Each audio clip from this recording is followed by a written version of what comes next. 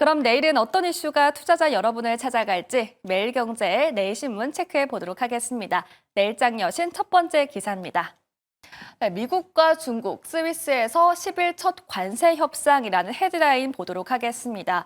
네, 현재 벼랑 끝에 관세 전쟁을 벌이고 있는 미국과 중국이 오는 10일에 스위스에서 첫 무역 협상에 나선다고 발표했습니다. 트럼프 행정부가 대중 관세를 145%로 인상하고 이에 중국이 대미 관세를 125%까지 끌어올린 상황인데요. 이러한 시점에서 상호 접점을 찾는 첫 탐색전이 될 전망이라고 밝혔습니다. 중국 인민은행은 지급 준비율을 0.5%포인트 낮춘 1조 위안 규모의 유동성을 공급하겠다고 발표했습니다. 이 지급 준비율을 낮추게 되면서 은행의 대출 여력이 높아지기 때문에 시중의 유동성이 더욱더 풍부해지는데요. 미국과의 관세 전쟁 장기화에 대비해서 경기 부양 카드를 꺼내 들었습니다. 중국은 또 8일부터 7일물 역환매 조건부 채권 금리를 1.5%에서 1.4%로 낮추겠다고 발표했습니다.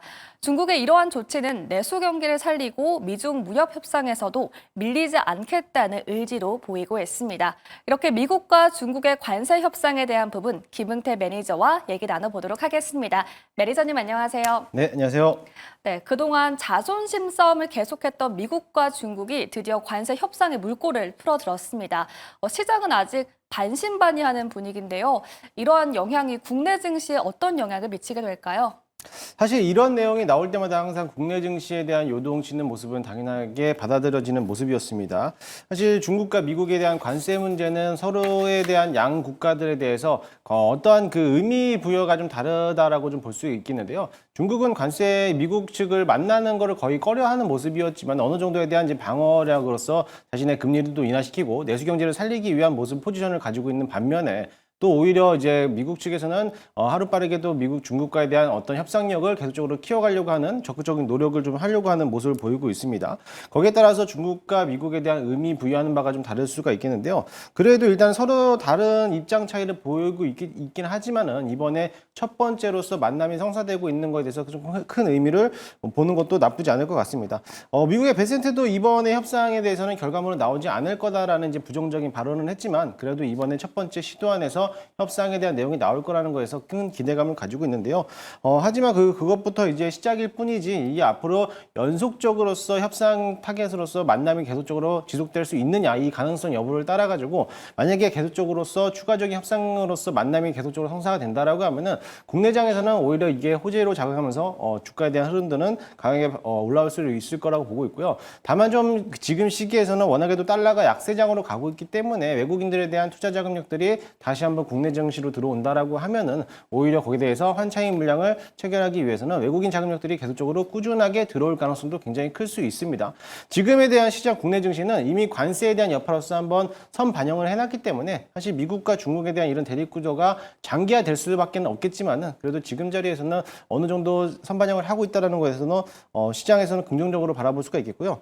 또 트럼프 지지자이지만 투자의 또 기재였던 빌 에크먼도 이번에는 중국에 대한 관세에 대해서 90일이 아니라 180일로서 해야 된다라는 거를 지금은 내뱉고 있습니다. 그렇게 됐을 때 만약에 이번 관세가 유예가 되지 않더라도 미증시가 폭락을 한다면은 자신의 대규모 자금을 투입을 하면서 저점에서 매수할 수 있는 관전 포인트라고 좀 보고 있는데 그렇게 된다라고 하면은 오히려 미국과 우리나라 국내 증시도 어차피 커플링 현상으로서 같이 동반 상승세가 이루어지기 때문에 어차피 지금에 대한 이런 내용들은 국내 증시에서는 호재로 받아들이면서 상승 여력이 이제는 나타날 수 있다라고 보시면 될 것 같습니다.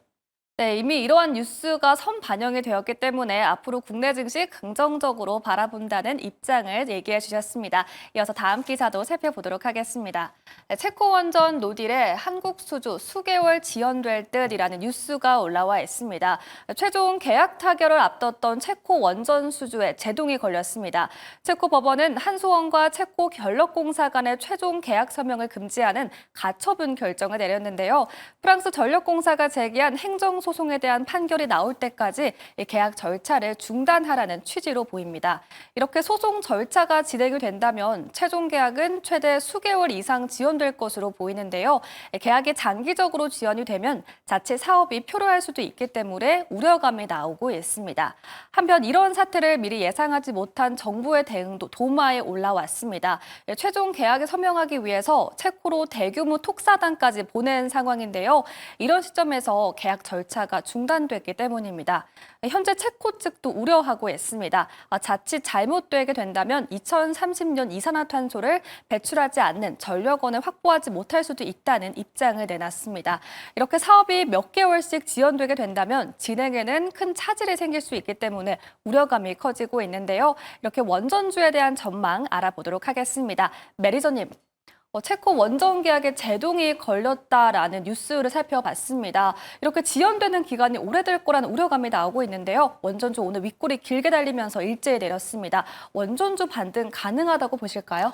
일단은 장기적인 측면으로 봤을 때는 원전주들에 대한 반등은 반드시 나올 거라고 좀 보고 있는데요. 다만 좀 아쉬웠던 거는 지난 간밤에 나왔던 이런 악재에 대한 소식들 때문에 또 장중에 한번 밀렸다가 밑꼬리를 길게 다는 모습을 보이고 있습니다. 그 와중에서도 외국인과 기관객들이 몇백만 주씩 계속적으로 순매수세가 들어왔기 때문에 오히려 원전에 대해서 긍정적으로 시각을 바라보신 분들이라면은 저점에서 매수할 수 있는 기회가 되는 거라고 좀 볼 수가 있겠고요.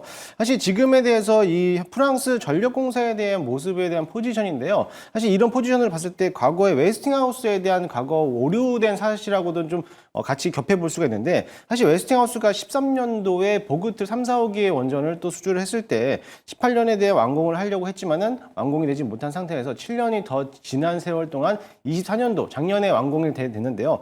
그때 당시에 80억 달러에 대한 가치였던 이 완공될 수 있는 금액들이 340억 달러가 넘어가면서 좀 완공 시기가 지연되는 모습을 보여왔습니다. 마찬가지로 이번에 프랑스 전력공사에서도 영국에 대한 이제 수주 공사를 들어가는데 아직까지 체결되지 못하고 있는 모습이기 때문에 거기에 대한 내부적인 모습들을 좀 외부적으로 시각적으로 돌리지 않을까라는 이런 모습들로서 일부러 우리나라 한수원에다가 계속적으로 이제 어떻게 보면은 시각을 돌리려고 하고 있는 모습을 보이는데요. 사실 웨스팅하우스도 이런 문제들로서 매각을 하기 위한 조건으로서 한번 우리나라 한수원에 대해서 계속적으로 소송 제기를 했지만은 결국에는 지면서 웨스팅하우스는 끝나는 모습을 보였는데 마찬가지로 프랑스 전력공사도 마찬가지로 똑같은 모습이 진행될 것 같습니다. 하지만 이게 기간이 길면 길어질수록 오히려 좀 두산 엘러빌리티라든지 우리나라 원전 측면 기업들에 대해서는 좀 안 좋은 모습을 보이겠지만 분명히 체코도 마찬가지로 이게 장기적으로 지속된다라고 하면은 오히려 안 좋은 모습이 될 거기 때문에 이 판결문은 아마 좀 빠르게 좀 진행하면서 또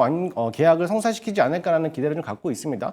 그러다 보니까 오늘 외국인과 기관계들 아니면 또 증권사 아니면 투심들이 워낙에 또 매수세가 들어왔던 것처럼 저점에서 매수할 수 있는 부분이다라고 좀 생각할 수가 있고요. 만약에 보유하신 분들이라면은 좀 장기적으로 측면을 본다라고 했을 때 당연히 다시 한번 3만 원에서 4만 원까지 넘어갈 수 있는 모습이다라고 보시면 될 것 같아 보니까는 지금 자리에서는 꾸준하게 좀 매수하는 전략으로서 대응하시면 좋을 것 같습니다.